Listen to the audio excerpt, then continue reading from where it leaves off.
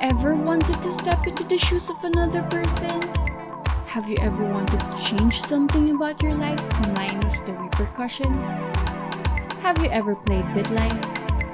Hey everyone, it's me Gwen, back again to discuss another game. As we all know, the charts are full of match 3s, casinos, and the likes, and I know that we are all getting a bit bored with it. So I decided to discuss a relatively old game that is none of the above, but nevertheless, still charting. Today's video is about Bitlife Life Simulator, released way back in September 2018, first on iOS and later in February 2019 for Android. Warning, this game is rated 17+. It is made by Candy Writer LLC, a game publishing company based in Florida, USA. To be honest, it is not my first exposure to this game since I've seen the Let's Play video of Jacksepticeye and Paddy's Wonderful Life. So I have an idea of what the game is all about. And well, it's already 2 years old. That is a crawling baby right there. The concept and even the game design itself is simple. The player starts out as a person at 0 years old, right after they are born. The player then lives out the life of the character year by year, all by deciding among predetermined life decisions, and from there, the character's life plays out. It is all text-based and the life options are just buttons that unlock as the player goes, and the only thing to do is to tap on desired activities. When I say it like that, it sounds a bit too plain or boring, but the experience is actually quite enjoyable. There are plentiful options available with lots of possible combinations of life stories, which is practically endless. When I first tried it, I got unexpectedly hooked, and of course, I landed in jail, despite trying my best to live an uneventful life. With just a few playthroughs, I was able to live happily until I died of old age, was able to try out being royalty in Japan, and live out as a pro basketball player.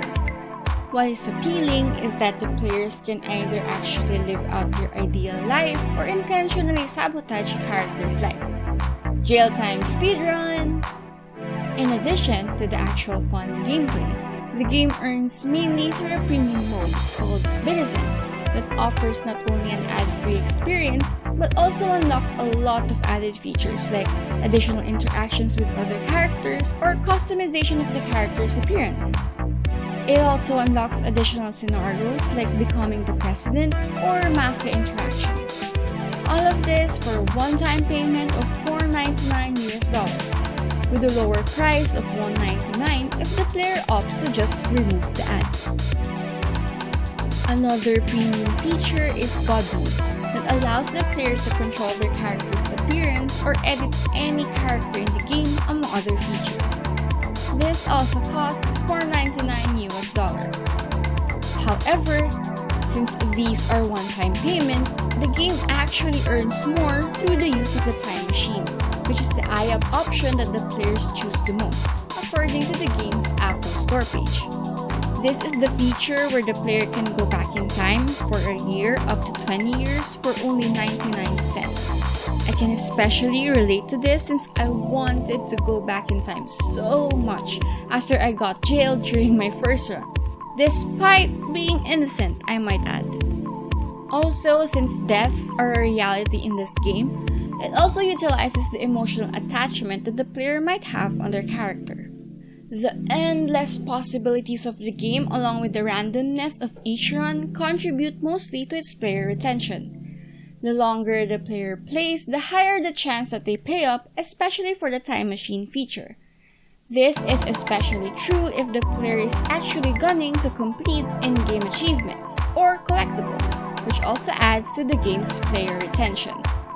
It is currently in the top 100 despite being relatively old, with reviews mostly positive at a rating of 4.8 out of 5 in the Apple Store. Most reviews are raving about the fun gameplay and a lot of reviews are suggesting new features, which suggests that the game development team regularly updates the game. This can also be seen in the game's version history.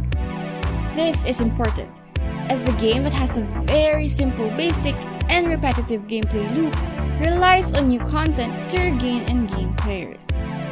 It is also a plus for the game that the player can continue playing as the kin of the original player's character once they died. Again, adding emotional attachment and thus player retention. How about you guys? Have you ever tried Bitlife?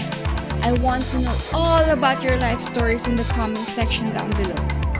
This has been Gwen. Stay safe always and bye!